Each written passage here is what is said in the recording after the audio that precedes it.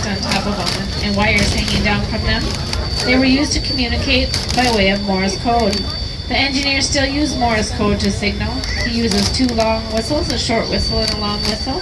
This stands for the letter Q. The reason the engineer uses the letter Q is because if the Coosa was riding aboard the ship and her ship was coming into harbor, they'd signal with the letter Q to let everyone know that she had the right of way. We still use that today.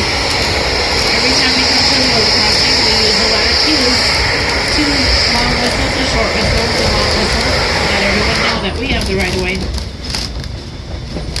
And that was a blowdown. Our engineer's boiler. On and off the route, you can see telegraph wires. Some of the poles are knocked over, but many have remained upright. The line was strung to Keystone in 1900 upon completion of the branch line and was likely taken out of service in the mid to late 1960s, just before the Burlington Northern merger. The route of the 1880 train takes us by a variety of trees. Off to your right are aspen and birch trees. The aspen trees grow alone and the birch trees grow in bunches. The Black Hills also have the Black Hill spruce and ponderosa pine. At various times during the summer season, the following flowers can be seen along the route of the train: mustard, Seagull lily, thistle, goldenrod, black-eyed Susan, yarrow, wild roses, bluebells, shooting star, daisy, wood lily, pasque flower, which incidentally is South Dakota state flower, also chokecherries and serviceberry. Ask an attendant to point out some of the trees and flowers to you. Addie Camp, an 1880s mining community, was located in this area. You can clearly see ruins of the two-story Kennedy House, which once served as the town's grocery store and saloon. That Kennedy House is right here off to our right.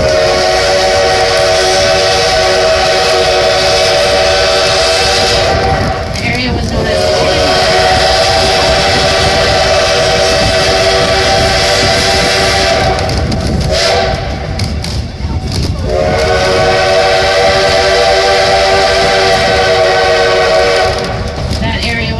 Kennedyville.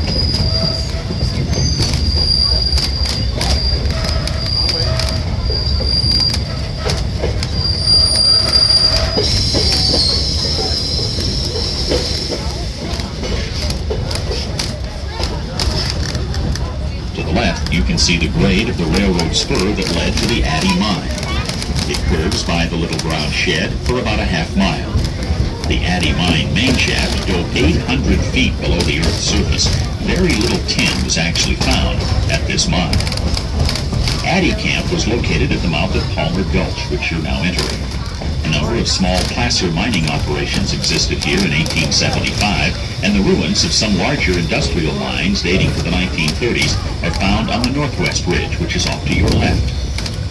Mining production records show that in 75 years between 1876 and 1951, $666 million worth of valuables were taken out of the Black Hills. The most value was in gold, bentonite, pegmatite, minerals, and silver. Others were gypsum, limestone, lime, tungsten, pyrite, arsenic, lead, zinc, and copper. Also on your left, we just passed a home built by miners and left by them, and their root cellar built right into the side of the rocks at the base of the hill next to the house.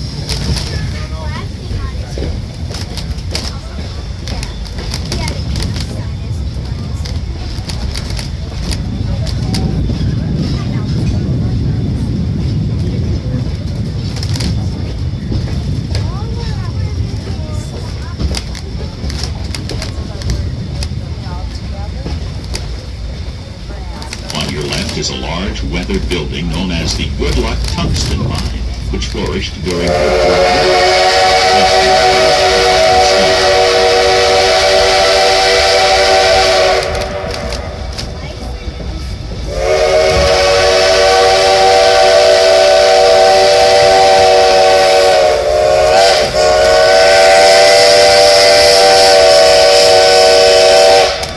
The Good Luck tungsten mine flourished during both world wars, and tungsten was used to harden steel.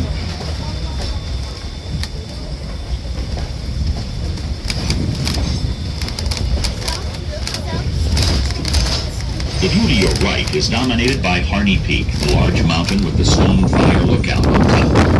At 7,440 feet, Harney Peak is the highest point in the Black Hills and tallest mountain in North America east of the Rockies. Although the Black Hills are only 130 miles away from the eastern slopes of the Rocky Mountains, they are completely separate formations.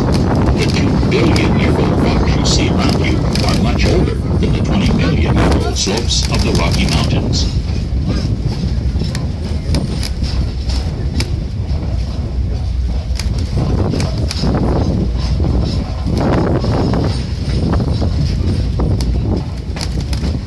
So the engine we are using today is the engine number 110. 110 is a Baldwin steam locomotive built in 1928. It has a wheel arrangement of a 2-6-6-2 and is articulated. Articulated means that it bends in the middle. This allows the larger engine to go around our tight mountain curves from our train ride. Our engine weighs about 222,000 pounds and burns used motor oil.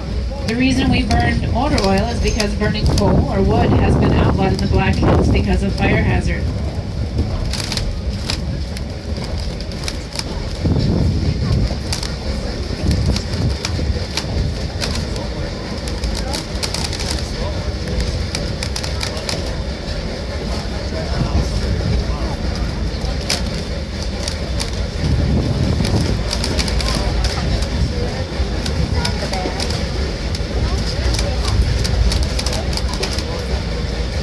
We get a lot of questions about this large house on our right. It is a family home from a local contractor. And yes, this contractor likes to deal with rock and stone.